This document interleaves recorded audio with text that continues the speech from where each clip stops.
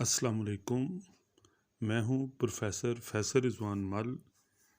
आज जो हमारा टॉपिक है वो है the red wheelbarrow by William Carlos Williams. ये एक इंग्लिश फ्री वर्स पोएम है, लेकिन इस पोएम को स्टडी करने से पहले फ्री वर्स के बारे में जानना ज़रूरी है ताकि इस पोएम को हम आसानी के साथ समझ सकें। फ्री वर्स को हम बेसिकली वर्स लिबर भी कहते हैं। अब आप ये जो दो वर्ड्स हैं फ्री और वर्स, इससे आप अंदाज़ा लगा सकते हैं कि verse meaning by that without metre and rhythm. अब ये देखें फ्री एंड वर्स, इससे ये चीज़ वाज़ेह हो रही है। अब यहाँ पर जो है यानी कि ये उस चीज़ से आज़ाद है, यानी कि किन किन चीज़ों से आज़ाद है, ये ऊपर हमें ये चीज़ें नज़र आ रही हैं। अब number first, follows no rules, ये पहले नंबर पे है।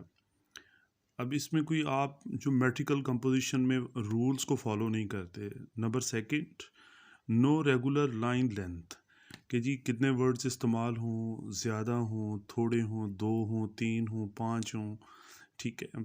दूसरी लाइन में कितने हों, तीसरे में कितने हों, ये कोई लाइन फिक्स नहीं है। Third, no regular rhythm, meaning by that इसमें राइमिंग स्कीम का होना जो है वो ज़रूरी नहीं है।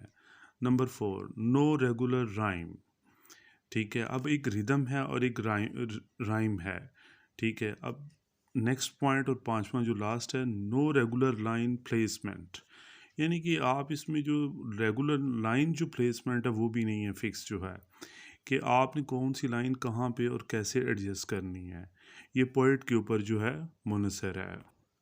डियर स्टूडेंट्स, बात ये है कि जब हम इस पोएम को स्टडी करते हैं तो ये बहुत ही मुख्तसर पोएम है, लेकिन क्या है कि ये जो पोएम जो है अगर मुख्तसर है लेकिन इसका मीनिंग जो है वो काफ़ी हद तक डीप हो सकता है, और आप इसका एक मीनिंग जो है इसका ड्राइव नहीं कर सकते, क्योंकि ये सबसे अहम बात ये है कि ये जो पोइट है विलियम कार्लस विलियम्स जो है, ये अमेरिकन पोइट जो है, इसका ताल्लुक जो है बेसिकली इमेजिस्ट के साथ था। और जो इमेजिस्ट हैं, जब ये किसी भी आइडिया को डिपिक्ट करते हैं, देते हैं अपने पीस ऑफ आर्ट के अंदर, तो इम्प्रेशंस जो हैं वो रीडर्स के ऊपर जो है काफ़ी हद तक डिपेंड करता है।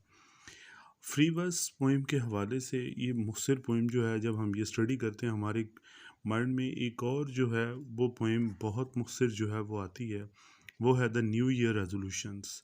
ये भी फ्री वर्स पोइम है, ये एलिज़ाबेथ सेवल ने इसको जो है वो लिखा है। और ये आपके सामने जो द रेड व्हील बैरो है, पहले आप इसका मीनिंग समझें कि ये क्या है। The red meaning by that सुरख, व्हील बैरो, आपने देखा होगा कि मज़दूर किस तरह वो एक उनके पास छोटी ट्रॉली होती है और उसमें वो सारी चीज़ें जो ना एक पहिए वाली होती है उसको उठा के ऐसे ला रहे होते हैं। अब इसकी मुख्तलिफ़ तरीक़ों से इसकी इंटरप्रटेशन हो सकती है। जस्टिफिकेशन ऑफ टाइटल के हवाले से ये एक मज़दूर भी हो सकता है, ये एक सिंबल ऑफ रेवोल्यूशन भी हो सकता है, ठीक है, क्योंकि रेड मोस्टली लिटरेचर के अंदर जो है सिंबल ऑफ रेवोल्यूशन जो है उसको इस्तेमाल किया जा सकता है। लेकिन अगेन वही बात आपके साथ शेयर करूँगा, लेकिन आप अपना भी इसका मीनिंग जो है वो ड्राइव कर सकते हैं। तो जो व्हील है ये ज़िंदगी की अलामत भी हो सकता है, ठीक है। और बैरो जो है देखें, जिसके अंदर जो है आप सामान जो है वो डालते हैं और जो है एक जगह से दूसरी जगह मज़दूर लेके जाते हैं, तो ये इंसान की पोजीशन ऐसे ही है जैसे वो ज़िंदगी का एक पहिया जो है। आम तौर पर कहा जाता है कि मर्द जो है और औरत जो है, यानी कि मीनिंग हस्बैंड एंड वाइफ, ज़िंदगी के दो पहिए होते हैं, लेकिन यहाँ पे उसको एक सिंगल जो है वो पहिए के तौर पे शो किया गया है, यानी कि मतलब मैन इज़ अलोन, उसने अकेला काम करना है। रेड व्हील जो है बैरो, ये एक मज़दूर की अलामत भी हो सकता है, ये किसान की अलामत भी हो सकता है। अब ये देखें, अगर ये जो हमारे सामने 16 वर्ड्स की जो पोएम है इसको हम स्टडी करें तो बहुत सिंपल वर्ड्स इस्तेमाल किए गए हैं। हमारे माइंड में पूरे के पूरे वो स्केच आ जाता है। विलियम कैरलस विलियम्स ने हाईली सक्सेसफुल हो तरीके से अपना जो है वो अपना केस पेश करता है एज इट, क्यों, चूँकि एक डॉक्टर भी था और एक जो है वो राइटर भी था। तो दोनों तरीक़ों से हम ये देखते हैं कि ये अपने केस को हमारे सामने ला के प्रेजेंट करता है। तो ये सारी बात है, आर्ट ऑफ डॉक्टरिंग में तो बहुत ज़्यादा जो है वो केयरफुल रहना होता है। तो हम एक और चीज़ भी देखते हैं कि इसकी लाइफ का बहुत बड़ा हिस्सा जो है वो डॉक्टरिंग में गुजरा है। ये बतौर एक डॉक्टर था और डॉक्टर ये 1924 से ऑनवर्ड जो है टिल हिज डेथ जो है, ठीक है, ये अपनी जो है वो पेशे के साथ जो है वो बसता रहा है अमेरिका के अंदर। तो अब हम जो है वो पोइम के ऊपर जो है ये शुरू करते हैं कि जो फर्स्ट लाइन्स हैं ज़रा नोट करें। So much depends upon, so much depends upon a red wheelbarrow. अब देखिए रॉनल लाइन्स हैं, यहाँ पे आप कोई एक फिक्स नहीं कर सकते कि यहाँ पे क्या हमने इसको ड्राइव करना है। टिल द लास्ट जो है, जब तक हम इसको वर्ड को स्टडी नहीं कर लेंगे पोएम को। Glazed with rain water beside the white chickens. अब देखें इसमें इमेजेस भी आ रही हैं, इम्प्रेशंस भी हैं ऑलरेडी जो है, ठीक है। एक और जो है इसी इमेजेस और के हवाले से जो पोएम है वो मेट्रो हमारे सामने आती है कि जो है किस तरह मेट्रो पोएम में जस्ट 2 लाइंस जो हैं वो उन्होंने उसमें दी हैं। एक और पोएम ऑटम है, ठीक है, उसमें भी इस चीज़ का जो है वो ज़िक्र किया गया है कि एक ऑटम सीज़न में कैसे जो है वो एक किसान रेड फेस के साथ आता है। तो बिल्कुल फ्री वर्स के अंदर जो है और इमेजेस जो हैं वो ये तासुर देने में कामयाब होते हैं कि रीडर खुद इसका रिज़ल्ट जो है ड्राइव करे। This is the main thesis, मतलब meaning by that it is open ended literature कि आप, this is not the authority of the author के या पोइट जो है वो इसका मीनिंग नहीं ड्राइव करेगा। कौन ड्राइव इसका मीनिंग करेगा? इसका बकायदा जो है वो जो रीडर है वो है।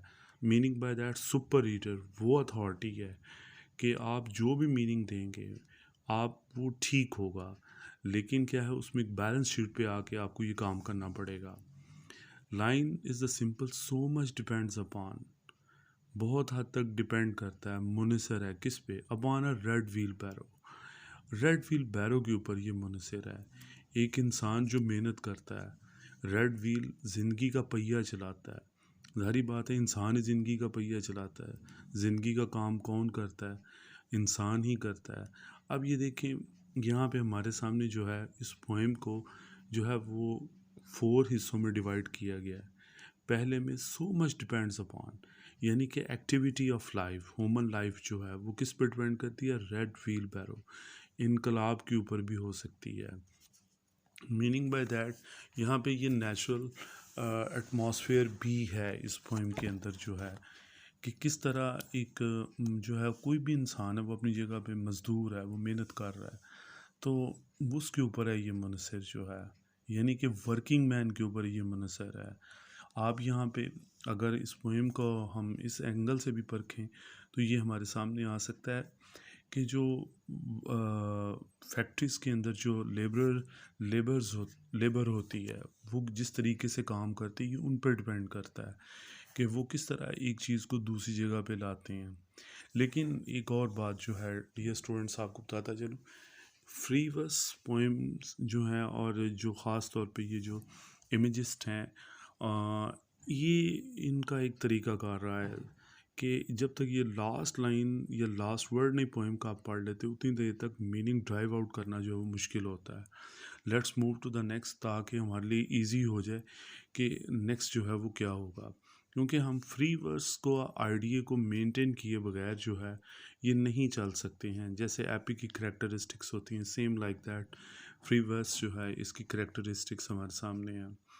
और वो क्या है नेक्स्ट जो है कि ग्लेज्ड विद रेन वाटर। अब यहाँ पे देखना है कि ग्लेज्ड विद रेन वाटर कि वो जो रेड व्हील बैरो है वो ऐसे क्या है, चमक रहा है, शाइन कर रहा है, ठीक है, किसके साथ? विद रेन वाटर, बारिश के पानी के साथ जो है। अब यहाँ पे एक नेचर भी डिपिक्ट की गई है, और जो ग्लेज्ड विद रेन वाटर है, ये पसीने की तरफ भी इशारा हो सकता है। एक मज़दूर, एक किसान किस तरह एक पसीने में काम करता है। और ग्लेज जो है, ये मोस्टली वर्ड जो चमकते हुए मोती हैं, ये उनके लिए भी इस्तेमाल होता है कि जो डिग्निटी ऑफ लेबर है वो हमेशा चमकती है। और जो रेड व्हील बैरो है वो क्या है, एक सिंबल ऑफ स्ट्रगल के तौर पे हमारे सामने जो है वो आ जाता है। अब ये देखिए, अगर हम इस पोएम को, फ्री वर्स पोएम को, रेड व्हील बैरो को पहले लाइन को डिपिक्ट करें, इसके साथ इसको मिलाएं, जैसा कि सो मच डिपेंड्स किसके ऊपर, ग्लेज्ड विद द रेन, तो इसमें मोस्टली जो है मीनिंग ड्राइव आउट करना जो है वो मुश्किल है। मोस्टली राइमिंग स्कीम जो होती है पोएम्स की, जैसे सोनेट है, ठीक है, ओड है, सॉन्ग है, एलिजी है, इनमें मीनिंग ऐसे ड्राइव करना ज़रा आसान होता है, लेकिन इसमें मुश्किल होता है। इसमें आपने एक सीक्वेंस को लेके जो है वो चलना होता है। बेशक इसमें रीडर्स अथॉरिटी होते हैं। अब यहाँ पे क्या next point, glazed with the rain water. अब वो जो है रेड व्हील बैरो जो है वो क्या है, चमक रहा है किसके साथ, glazed with the rain water. अब वो चमक रहा है किसके साथ, बारिश के पानी के साथ जो है वो भरा होगा, ठीक है, बाहर भी पानी पड़ा होगा। और यहाँ पे एक ये भी चीज़ नज़र आ रही है कि रेड व्हील बैरो को मोस्टली जो है काम के तौर पे इस्तेमाल किया जाता है और बाद में इसको फेंक दिया जाता है। यहाँ पे उस तरफ भी इशारा हो रहा है। लेकिन अब साथ आगे चलते हैं, बिसाइड द वाइट चिकन्स, यहाँ पे उसकी फैमिली भी हो सकती है। चिकन्स मीन उसके जो बच्चे हैं, उसकी जो फैमिली है। एंड द वाइट चिकन्स जो है, ये जो है पुरअमन लोग जो हैं, ये उसकी तरफ भी इशारा हो सकता है। किस तरह एक मज़दूर या किसान के बच्चे पुरअमन होकर, ठीक है, रेड व्हील बैरो के इर्द गिर्द मौजूद हैं। एक और भी इसको सिंबल इस तरीके से दिया जा सकता है कि रेड व्हील जो वर्किंग बंदा होता है, उसके इर्द गिर्द लोग हमेशा जो है वो क्या होते हैं, वो इकट्ठे होते हैं और क्या उससे मुस्तफ़ीद होते हैं। वो बेसिकली ब्रेड विनर है सबका। वो ज़ाहिरी बात है, किसान आएगा और मुर्गियों को क्या देगा, दाना देगा। जब वो घर आएगा वो अपने, एक ऐसा मंज़र शो हो रहा है, महसूस हो रहा है जैसे कि किसान आया है और उसने अपना रेड व्हील बैरो जो है वो एक तरफ रखा है और क्या किया है, वो बारिश के अंदर ऐसे वो पड़ा हुआ है और वो क्या है, पसीने में भीगा हुआ है। और जब वो वापस आता है तो क्या करता है, चिकन्स जो हैं वो वहाँ पे जो मुर्गी के बच्चे हैं वो क्या कर रही हैं, वो जब ये आया है तो वो बहुत ज़्यादा खुश होते हैं और उसके गिर्द जो है जमा हो जाते हैं। उन बच्चों के यहाँ जो है वो बहुत ज़्यादा इम्पोर्टेंस है कि जो एक रेड व्हील बैरो है, उनका जो बाप है, उनका जो ब्रेड विनर है, उसके लिए। डियर स्टूडेंट्स, आप इस पोएम में राय से जो है वो इख्तलाफ करने का हक रखते हैं, क्योंकि इस डिफरेंट मीनिंग्स हो सकते हैं। मैंने पूरी कोशिश की है कि ये जो फ्री वर्स पोएम है, द रेड व्हील बैरो जो है, इसको मैक्सिमम तरीके के साथ जो है इंटरप्रेट कर सकूं। अपनी मुस्तफ़ीद आरा जो है वो आपने ज़रूर देनी है, ताकि मज़ीद जो है आपके लिए अच्छी वीडियोस जो है बनाई जा सकें। Thank you so very much. अपनी दुआओं में याद रखिएगा और अल्लाह ताला आपको कामयाबियों से नवाजे। अस्सलामु अलैकुम।